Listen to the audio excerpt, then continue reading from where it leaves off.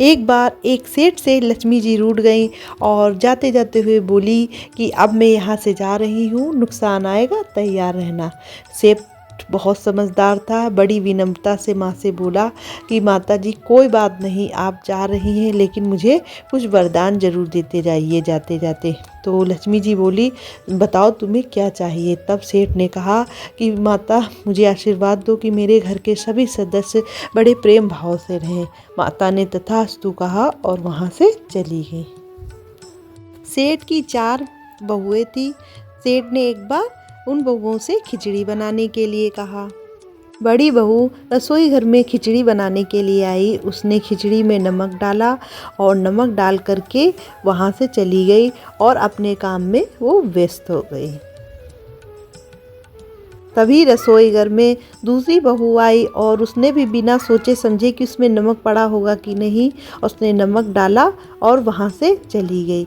तो इसी प्रकार से तीसरी बहू भी आई और उसने भी नहीं सोचा कि नमक पड़ा है कि नहीं या चख लेती, बिना सोचे समझे उसने भी नमक डाल दिया और वहाँ से चली गई। इसी प्रकार चौथी बहू भी आई और उसने भी नमक डाला और वहाँ से चली गई।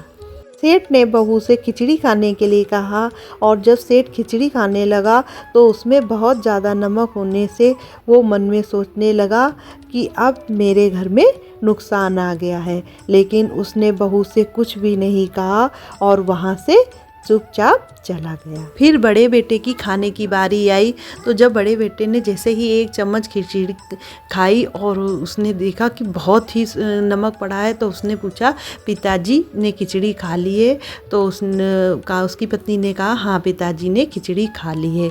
तो उसने कुछ भी नहीं कहा और वो वहाँ से चला गया। ऐसे करते हुए सभी सदस्य बारी बारी से आए और जो पहले खा के गया उसके बारे में पूछा कि उन्होंने कुछ कहा? तो उसकी पत्नी ने कहा नहीं कुछ नहीं कहा। ऐसे कहते कहते सभी सदस्य खिचड़ी खाते हुए चले गए और कुछ भी नहीं कहा कि इसमें नमक ज़्यादा है। सेठ रात में सो रहा था, उसके सपने में नुकसान आया और उसने सेठ से कहा कि सेठ अब मैं यहाँ से जा रहा हूँ। सेठ उठ गया और नुकसान से बोला कि तुम क्यों यहाँ से जा रहे हो? तब उसने कहा कि मैंने देखा कि लगभग 1 किलो नमक सबने मिला के खा लिया होगा खिचड़ी में, लेकिन कोई किसी पर नहीं चिल्लाया और प्रेम पूर्वक नमक खा लिया ज़्यादा।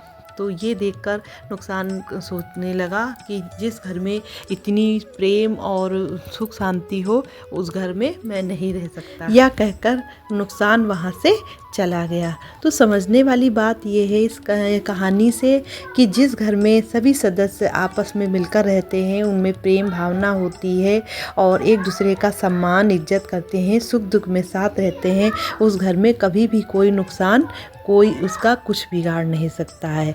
तो इसलिए इससे हमें शिक्षा मिलती है कि हमें अपने घर के सभी सदस्यों के साथ मिलजुल कर रहना चाहिए और छोटे बड़ों को बहुत प्यार देना चाहिए।